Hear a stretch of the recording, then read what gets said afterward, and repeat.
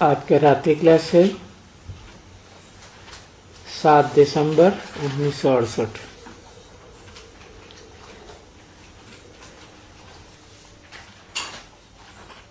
रूहानी बच्चे हैं, भले जिस्म के साथ हैं, परंतु जिस्म के साथ होते हुए भी ये भी जानते हैं और जिस्म में बैठे हैं, सभी बैठे हैं कि हम बाबा के सामने बैठे हैं। ये बाबा हमारा बेहद का बाबा है।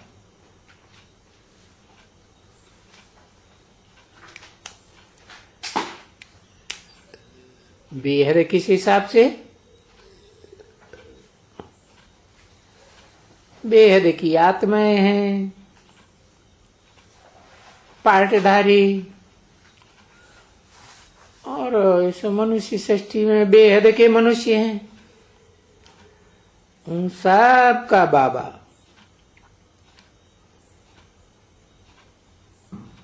तो ये भी बुद्धि में बच्चों के है कि ये दोनों बेहद का बाबा हर 5000 वर्ष के बाद आए करके और हमको पावन बनाए करके फिर पावन दुनिया का मालिक बनाते हैं।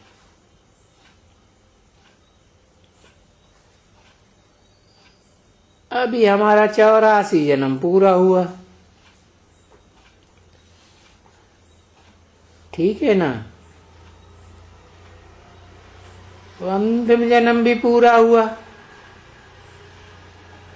तामसी जन्म। ये तो जरूर याद रखते होंगे ना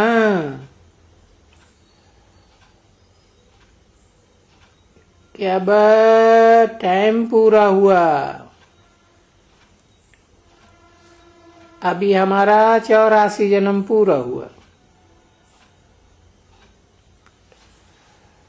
अभी हम घर जाएंगे क्योंकि पार्ट बजाते बजाते बजाते थक गए।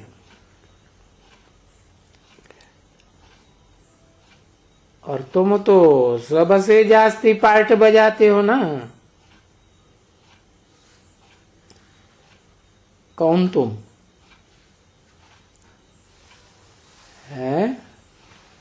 जो भी ज्ञान सूर्य बाप के डायरेक्ट बच्चे हैं, डायरेक्ट सन्मुख बैठ पढ़ते हैं, वो तो सबसे जास्ती पार्ट बजाते हैं ना। तो ये बात समझते होंगे कि ये बात बुद्धि में चलनी चाहिए। हम सुखधाम का पार्ट बजाते बजाते फिर अब दुखधाम का पार्ट बजाते हुए अभी हमको लेने के लिए फिर बाबा आया हुआ है। सुखधाम ले जाने के लिए आया है? कौन ले जाएगा? बाबा या आत्माओं का बाप सुखधाम? कौन ले जाएगा?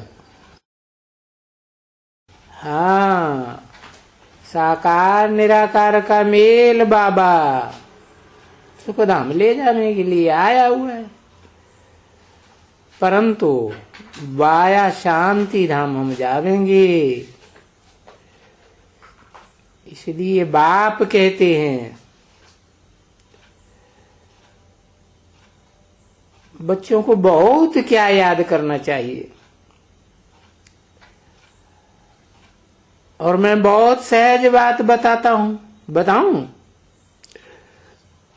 क्योंकि बाप बच्चों से पूछेगा ना, बच्चों बहुत सहज बात बताऊं, क्या करो? ये तो जानते हो कि ये दुखधाम है। कलह क्लेश का युग मानाई दुखधाम, और सतयुग मानाई सुखधाम। तो ये बात तो समझना सहज है ना। झूठ का युग है तो दुखधाम, सत्य का युग है तो सुखधाम।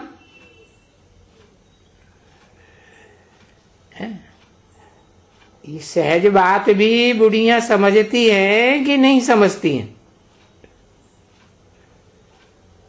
कि कलह कलेश का युग दुखधाम है और सत्य का युग सतयुग सुखधाम है। अभी बाप तो आए हुए हैं ले जाने के लिए,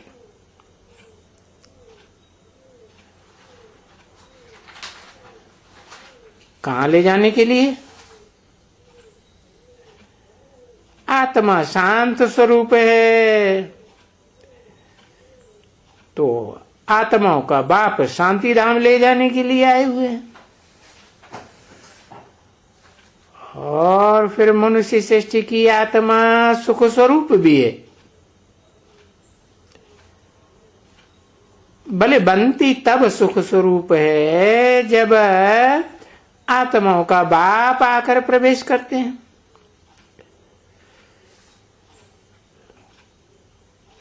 तो दोनों बेहद का बाप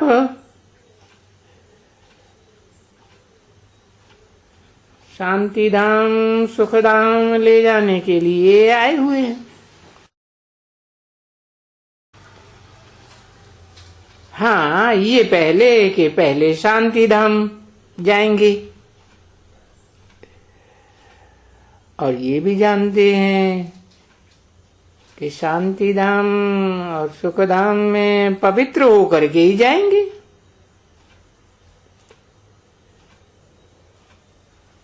तो पवित्र होने के लिए बाप ने युक्ति बताई है। किसको याद करो? रूहानी बाप को याद करो। वो तो सदा पवित्र है, कभी अपवित्र बनता ही नहीं।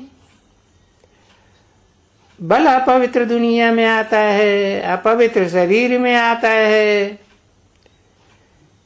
फिर भी पवित्र ही रहता है ना, बुद्धि से सदा पवित्र। समझा ना? इस बात को अंग्रेजी में कहा जाता है स्पिरिचुअल।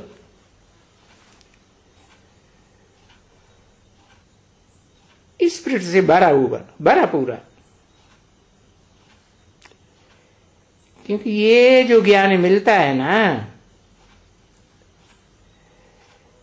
इसको भी कहा जाता है स्पिरिचुअल ज्ञानी, रूहानी ज्ञान। रूहानी का अर्थ ही है स्पिरिचुअल। तो जब भी कोई पूछे हमारा स्पिरिचुअल फादर, क्योंकि स्पिरिचुअल फादर तो और कोई हो ही नहीं सकता, और कोई भी धर्म पिता नहीं है जो आकर के ये बात बतावे।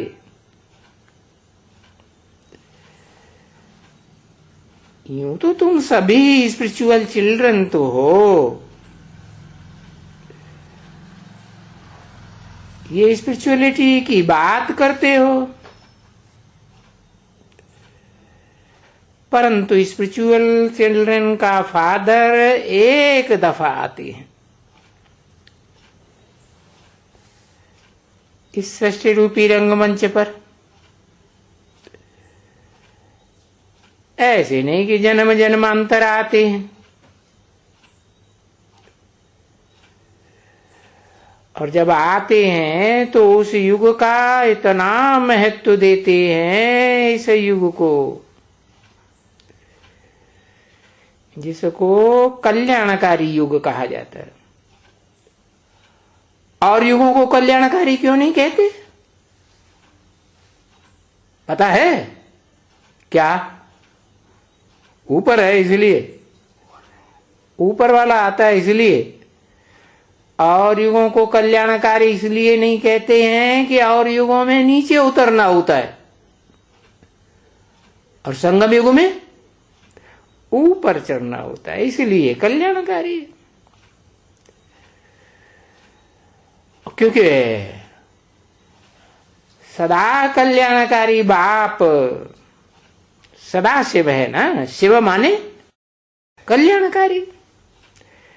तो वो आते हैं तो युग भी कल्याणकारी हो जाता है। और युगों को इतना कल्याणकारी कहेंगे क्यों नहीं कहेंगे? है?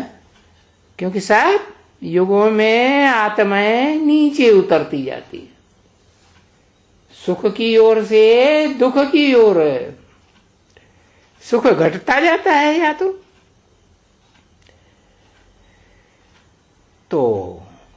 कल्याणकारी युग को ही कहा जाता है पुरुषोत्तम युग। पुरुषों में जो उत्तम ते उत्तम आत्माओं के प्रत्यक्ष होने का युग है, उसको पुरुषोत्तम युग कहा जाता है। पता चलता है ना कि षष्ठी रूपी रंगमंच पर कौन कौन नंबरवार हीरो पार्टधारी है? कितने हैं? एक ही है। और अपने अपने धर्म के हीरो नहीं है, धर्म पिता हैं। वो धर्म पिता हैं जिनका आधार लेते हैं, वो तो हो गई हीरोइन। और उनको जो जन्म देते हैं वो पिता हुए कि नहीं है? तो पिता तो रचना से ऊंचाई होता है? हाँ, तो वो बीज रूप आत्माएं हैं नंबरवार पुरुषार्थ अनुसार। तो ये पुरुषोत्तम युग होता भी यहां भारत में है, कोई दूसरे देश में विलायत में कोई नहीं होता है, और कोई भी जगह में नहीं गाया जाता है। पुरुषोत्तम संगम युग यहां ही गाया जाता है। तुम बच्चों को बाप समझाते भी हैं,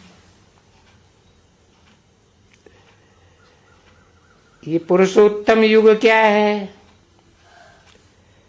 कब होता है, कैसे होता है? क्योंकि इस युग में ही पुरुषों को उत्तम ते उत्तम बनाना है। अभी तो कनिष्ठ हो, नीच हो। क्यों? क्योंकि युगों को भी तो उत्तम मध्यम कनिष्ठ कहा जाता है ना। तो ये उत्तम मध्यम कनिष्ठ की बात समझते हो, ये अक्षरों को समझते हो ना। उत्तम मध्यम कनिष्ठ, वैसे ही उत्तम मध्यम कनिष्ठ ये युग भी है। उत्तम सतयुग, मध्यम द्वापर युग, कनिष्ठ कलह कलेश का युग। अभी ये जो सभी पॉइंट्स बाप देते हैं ना, वो सब पॉइंट्स कोई वास्तव में शास्त्रों में नहीं है। हाँ, बाप आकर सुनाते हैं। तो फिर बाप आकर इतने जो पॉइंट सुनाते हैं वो याद कैसे रहेंगे? तो फिर अपने पास डायरी में नोट कर देना चाहिए। कौन सी डायरी में? वो विनाशी डायरी में नहीं, जो आज बनाएंगे कल तो फटफटा जाएगी, खत्म हो जाएगी। कौन सी डायरी में? बुद्धि रूपी डायरी में नोट करके रखना चाहिए। भाई हाँ, उत्तम है सतयुग, मध्यम है बीच का द्वापर युग, और कनिष्ठ है ये कलयुग। तो फिर कनिष्ठ के बाद फिर कहां जाएंगे? जरूर उत्तम में जाएंगे, फिर मध्यम, फिर कनिष्ठ। तो ये सब है ना, आदि मध्य और अंत। तो उस सतयुग को कहा जाता है उत्तम, जहां होते हैं पुरुषोत्तम, प्रत्यक्ष होते हैं ना। कौन उत्तम? पुरुषोत्तम। और उनके साथ फिर वो नारी भी उत्तम, जो सदा साथी है, कि कब साथी कब नहीं साथी। जो सदा साथी है, कभी साथ निभाना छोड़ती नहीं है मन बुद्धि से। तो वो नारी भी उत्तम। ऐसे तो नहीं है कि सिर्फ पुरुष उत्तम कहते हैं, क्योंकि पुरुष तो नर को कहा जाता है। फिर नर भी संपूर्ण कब बनता है? नर भी संपूर्ण तब बनता है जब प्रवृत्ति मार्ग में पक्का हो जाए। तो विष्णु देवता कहा जाता है, विष्णु भगवान भी कह देते हैं। तो ये बात पक्की है कि सिर्फ पुरुष उत्तम नहीं है, नारी भी उत्तम है। तो यहां इस सृष्टि पर फिर पुरुष उत्तम, फिर नारी भी उत्तम, तो पुरुष भी उत्तम और पुरुष कनिष्ठ, तो नारी भी जरूर कनिष्ठ। मध्यम में, नारी भी मध्यम में। कब? जबकि वाम मार्ग में गिरते हैं। दाया मार्ग, दाया हाथ और बाया हाथ। दाएं हाथ से शुभ कर्म किए जाते हैं, दान धर्म किया जाता है। बाएं हाथ से कचड़े की सफाई की जाती है। तो जब वाम मार्ग में गिरते हैं तो पुरुष भी गिरते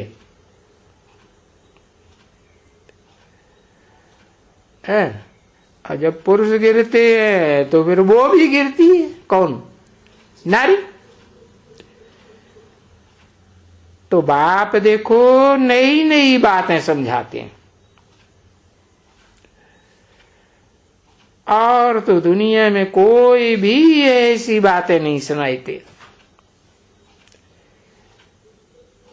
क्योंकि वो सभी हैं कलयुगी बातें,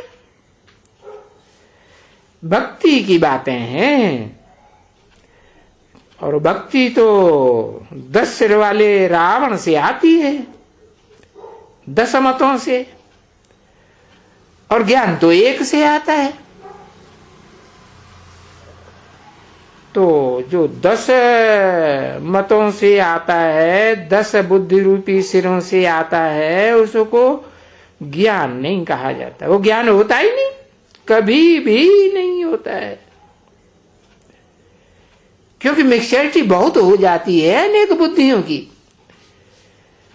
तो ज्ञान सिर्फ एक बाप आकर देते। एक बाप का मतलब ये नहीं कि कोई आत्माओं का बाप ही अकेले देते हैं। वो कैसे देंगे? उनको शरीर होता है? तो मनुष्य सृष्टि का बाप भी चाहिए। दोनों मिलकर के एक व्यक्तित्व, एक शख्सियत हो जाते हैं, तो वो एक ही बाप आकर देते हैं। देंगे तो मुख से ना, हाँ, तो उसको कहा ही जाता है रूहानी ज्ञान। जिस्मानी ज्ञान है, ये कहे कि जिस्मानी ज्ञान है शास्त्रों का है, ये कहे, ये माने कौन कहे? हाँ, दादा लेखराज ब्रह्मा कहे कि ये जिस्मानी ज्ञान शास्त्रों का है, तो फिर उस जिस्मानी ज्ञान को फिर अंग्रेजी में फिलॉसफी कहा जाता है।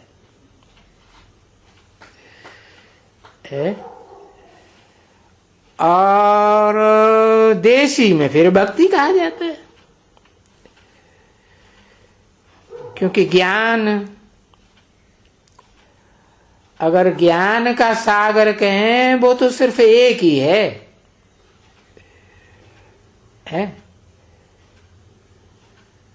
जैसे ज्ञान का सूर्य एक ही है, ज्ञान तो दूसरे कोई में नहीं है। तो वो ज्ञान मिलता तब है जब मनुष्य पूरे अज्ञान में है, और अज्ञान को तो अंधेरा कहा जाता है, अज्ञान अंध। ज्ञान कहते हैं सोजरे को। तो देखो बाप कितना सहज सहज बात समझाते हैं। अभी ये जो बच्चियां हैं, अब वो हैं तो नंबरवार पुरुषार्थ अनुसार, कोई तो ऐसी हैं जो धारण करती हैं और दूसरों को भी कराती हैं, कोई ऐसी हैं जो बस बेचारी एक जगह बैठ जाती हैं, दूसरों को भी धारण नहीं करा सकती, खुद भी धारण नहीं करती। धारणा की बात है ना।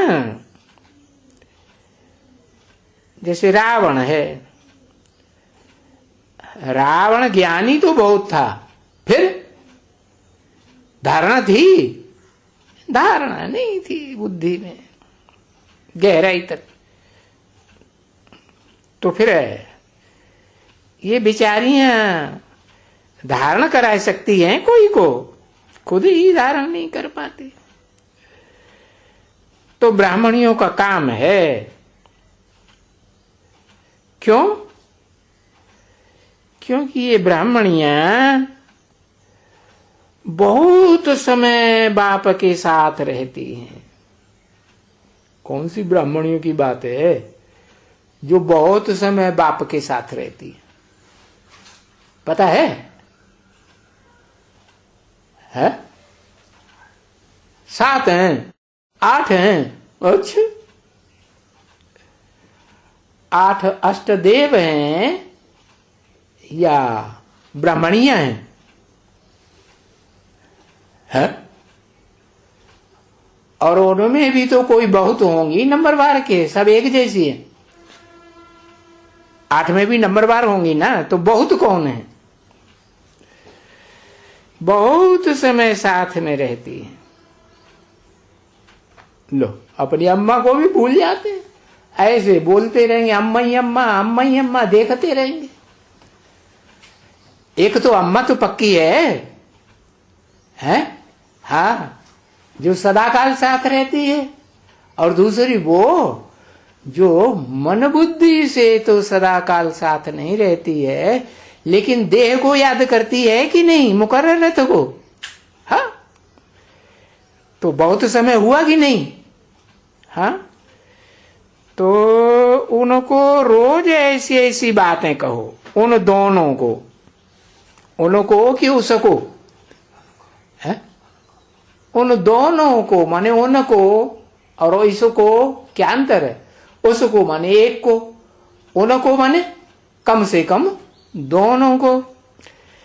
ऐसी ऐसी बातें, कैसी कैसी बातें, एक बुढ़िया और एक नौजवान, अंतर हुआ ना। हाँ? ऐसी ऐसी बातें कहो, ये उत्तम का अर्थ समझाओ कि उनमें उत्तम कैसे, तो वो उत्तम बनते हैं। हाँ, वो उत्तम बनते हैं, संगम युग पर ही उत्तम बनते हैं। और कोई युग में उत्तम नहीं बना जाता है।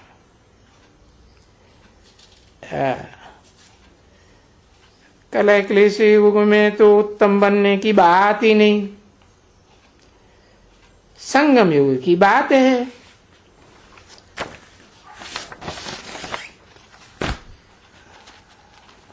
ये संगम युग की बात अलग हो जाती है, क्योंकि और युगों के मुकाबले इस पुरुषोत्तम संगम युग को ही बहुत महत्व दिया जाता है।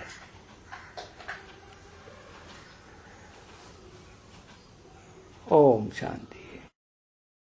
7/12/1968 की रात्रि क्लास का दूसरा पेज।